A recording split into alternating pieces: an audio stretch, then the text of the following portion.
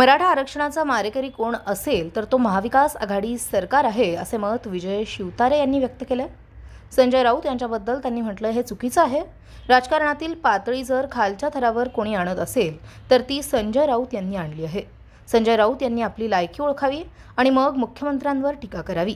जर सर्वसामान्य माणूस आपल्या कर्तृत्वाने मुख्यमंत्री बनला असेल तर त्यांच्या विरोधात बोलणं म्हणजे सूर्यावर थुंकणे होय. संजय राऊत राजकीयदृष्ट्या वेडा माणूस आहे. अजित पवारांच्या भूमिकेबद्दल त्यांनी म्हटलंय कमीत कमी 45 खासदार निवडून आणून नरेंद्र मोदी यांना तिसऱ्यांदा पंतप्रधान बनवायचे आहे. मुख्यमंत्री एकनाथ शिंदे, देवेंद्र फडणवीस आणि अजित पवार हे त्रिदेव आहेत. तिघांच्या चर्चेतून कोण कोणती जागा लढवतील हे ठरवले जाईल. आम्ही युतीत आहोत. जिथे ज्यांची ताकद असेल तर तिथे तो पक्ष जागा लढवेल. ओबीसी आणि मराठांच्या संघर्षाबद्दल म्हटलंय हे दुर्दैव आहे. फुले, शाहू, आंबेडकर यांच्या पुरोगामी महाराष्ट्रात आजपर्यंत कधी जातीमध्ये वाद निर्माण झाले नव्हते. या सगळ्या गोष्टी बिहारमध्ये चालायच्या. राज्याला आणि देशाला धोका निर्माण होईल अशी परिस्थिती निर्माण झाली आहे. पण सगळ्यांनी समतोल राखला पाहिजे. एका नेत्याने आरं म्हटलं की दुसऱ्याने कारे नाही म्हटलं पाहिजे. दोघांनी संयम ठेवला पाहिजे. दोघांनी चर्चेतून मार्ग काढावा. मुख्यमंत्री हे कर्तृत्ववान आहेत. ते नक्कीच टिकणारं आरक्षण देतील. देवेंद्र फडणवीस यांनी दिलेले आरक्षण उच्च न्यायालयात टिकलं आणि महाविकास आघाडीचं सरकार आल्यावर आरक्षण टिकलं नाही. मराठा समाजाचे आरक्षण टिकवण्यासाठी महाविकास आघाडीचे नेते अपयशी ठरले. मराठा आरक्षणाचा मारेकरी कोण असेल तर तो महाविकास आघाडी सरकार आहे. अडचणीचा काळ आहे. यामुळे दोन्ही बाजूंच्या वतीने संयम ठेवला पाहिजे. दुर्दैवाने आजची परिस्थिती फार वेगळी आहे. त्यामुळे कोणीही संयम सुटू देऊ नये. दोघांनी महाराष्ट्राच्या हिताचा निर्णय घ्यावा. मराठा समाजाला आरक्षण दिलं पाहिजे. मात्र ओबीसी समाजाच्या आरक्षणाला धक्का न लावता ते दिलं गेलं पाहिजे. कोणी कोणाला आव्हाने न देता योग्य तोडगा काढावा. संजय राऊत, अजित पवारांच्या स्टेटमेंटवर त्यांनी म्हटलंय संजय राऊत वेडा माणूस आहे. तो काहीही बडबड करतो. त्यामुळे त्याला जास्त महत्त्व देता कामा नये. संजय राऊत सारख्या एका माणसाने एवढा मोठा पक्ष कसा संपवला याची इतिहासात नोंद होईल. गावाकडच्या महिला देखील संजय राऊतला शिव्या घालत आहेत. एकीकडे खायचं आणि दुसरीकडे काम करायचं हे कोण करतं हे सगळ्या महाराष्ट्राला माहिती आहे. मराठा आरक्षण पृथ्वीराज चव्हाणांच्या स्टेटमेंटवर त्यांनी म्हटलंय पृथ्वीराज चव्हाण काही बंडल मारत आहेत. 2014 साली आरक्षण का गेलं हे चव्हाण यांना माहिती आहे. मागास आयोगानं मराठा समाज मागास आहे याबद्दल अहवाल दिला पाहिजे. त्या काळात मी प्रोसेस पूर्ण झाली नसल्याने मराठा आरक्षण कोर्टात टिकले नाही. राजकारणाच्या दृष्टीने त्यांनी तो निर्णय घेतला होता. ती लोकांची फसवणूक केली आहे. शिवसेना शिंदे गटाचे उपनेते माननीय राज्यमंत्री जलसंपदा आणि जलसंधारण विजय शिवतारे यांनी हे मत व्यक्त केलं. ते बारामतीमध्ये बोलत होते. ब्युरो रिपोर्ट, तेज मराठी न्यूज, बारामती. हे चुकीचंच आहे. राजकारणाची पातळी अख्ख्या संपूर्ण महाराष्ट्रात खालच्या थरावर कोणी आणली असेल ना तर ते संजय राऊत यांनी आणले.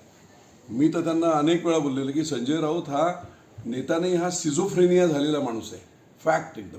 वेगवेगळी त्यांना स्वप्न पडतात आणि मग ते बडबडत राहतात. आणि मुख्यमंत्री पदावर काम करणाऱ्या तुमची लायकी काय आहे संजय राऊत? तुम्हाला ज्या सगळ्या लोकांनी मिळून निवडून दिलेलं आहे ते एका रिक्षा चालवणारा माणूस, सर्वसामान्य शेतकऱ्याचा माणूस आपल्या कर्तृत्वाने मुख्यमंत्रीपदापर्यंत पोहोचलेला आहे आणि महाराष्ट्राच्या गळ्यातला ताईच झालेला आहे. त्यामुळे त्यांच्याबद्दल बोलणं म्हणजे सूर्यावर थुंकणं असं आहे. त्यामुळे ते काय बोलतात त्याच्याकडे लक्षसुद्धा न देणे. कारण वेड्याकडे एखादा वेडा जर रस्त्याने चालला असेल, तो दगडं मारत असेल किंवा आणखी काही शिव्या घालत असेल तर आपण काय करतो? इग्नोर करतो आणि बाजूला जातो. हा राजकीयदृष्ट्या वेडा माणूस आहे. नाही, असं आहे की एकनाथ शिंदे गटाची असं म्हणून नव्हे, आम्हाला 45 कमीत कमी 45 खासदार निवडून आणायचे आहेत आणि पंतप्रधान नरेंद्र मोदी यांना तिसऱ्यांदा या देशाचं नेतृत्व करण्याची पूर्ण ताकद त्यांच्या पाठीमागे उभी करायची. आणि म्हणून कोणाचा पाठ निवडून येण्याची क्षमता हा एक क्रायटेरिया लक्षात घेऊन तिघे लोक एकत्र बसतील. एकनाथ शिंदे भाई यांच्या नेतृत्वाखाली निवडणूक होते. देवेंद्र फडणवीस महाराष्ट्रातल्या राजकारणातलं चाणक्य म्हणूनच प्रसिद्ध आहेत. दादा एका वेगळ्या भूमिकेमध्ये विकासासाठी किंवा धडकपणे निर्णय घेऊन कामं करणे याच्यासाठी प्रसिद्ध आहेत. त्यामुळे हे तीन अतिशय त्रिदेव एकत्र झालेले आहेत. त्यांच्या हातून महाराष्ट्र खूप पुढे जाईल. आणि म्हणून लोकसभेच्या संदर्भात त्यांनी जे बारामतीला लढणारच ना. असं आहे की राष्ट्रवादी सेना आता हे फिक्सच झालेलं आहे. त्यामुळे ही सीट राष्ट्रवादीची असल्यामुळे राष्ट्रवादी अजितदादा ते लढवतील किंवा ते ठरवतील, तो निर्णय होईल. मुख्यमंत्री आणि उपमुख्यमंत्री देवेंद्र फडणवीस या सगळ्यांच्या चर्चेमधून ते निर्णय होतील. त्यामुळे रायगडचं तर सिटिंग सीट आहे त्यांचं, सातारा अतिशय महत्त्वाचं असं सीट आहे, शिरूर अतिशय महत्त्वाचं असं सीट आहे. त्यावेळी दादा बोलले असं काही वावगं नाही आहे, योग्यच आहे. फक्त एकच आहे की याचे सर्व निर्णय तिघेजण एकत्र बसून करणार आहेत. कोणीही कन्फ्युजन करायचं कारण नाही की त्यांनी डिक्लेअर करून टाकलं वगैरे वगैरे. एकत्रित बसून या ज्या सिटिंग सीट आहेत ते सिटिंग सीट आहेत त्यांच्या. पण सातारा सिटिंग सीट आहे, बारामती सिटिंग सीट आहे, रायगड सिटिंग सीट आहे. जागा वाट असं आहे की दुर्दैव आहे, हा पुरोगामी महाराष्ट्र, फुले शाहूंचा महाराष्ट्र आज तगायत कधीच झालं नव्हते की हे सगळं चालायचं बिहारवर. म्हणजे अगोदर राजकारण धर्माची होती, हिंदू मुस्लिम अमुक, ते धर्माच्या राजकारणावरून आता गेले जातीवर. त्यामुळे मग कुठच्याही धर्माचा कोणी असो, हे अशा प्रकारे संघटितपणा होणे आणि राज्याला आणि देशाला धोका निर्माण होणे अशा प्रकारची परिस्थिती निश्चितपणे उद्भवली आहे. पण मला सांगाल तर सर्वांनीच आपापल्या पद्धतीने एक बॅलन्स ठेवला पाहिजे. एका नेत्याने आरे म्हटलं की दुसरा कार्य म्हणणार आहे. त्यामुळे मला वाटते, कारण दोघांच्याही पाठीमागे लोकांचंच पाठबळ आहे, मला वाटते की दोघांनी संयम ठेवून खूप चांगल्या प्रकारे चर्चा करून जर त्याच्यातून निर्णय घेतले तर ते खूप चांगले होतील. आणि राज्यशासन शेवटी निश्चितपणे एकनाथभाई शिंदे हा अतिशय संवेदनशील अशा प्रकारचे आमचे मुख्यमंत्री आहेत. याच्यातून मार्ग कायदेशीरदृष्ट्या काढून टिकणारं आरक्षण.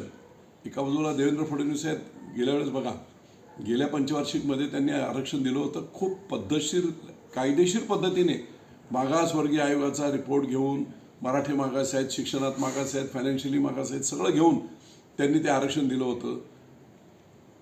हायकोर्टामध्ये टिकलं.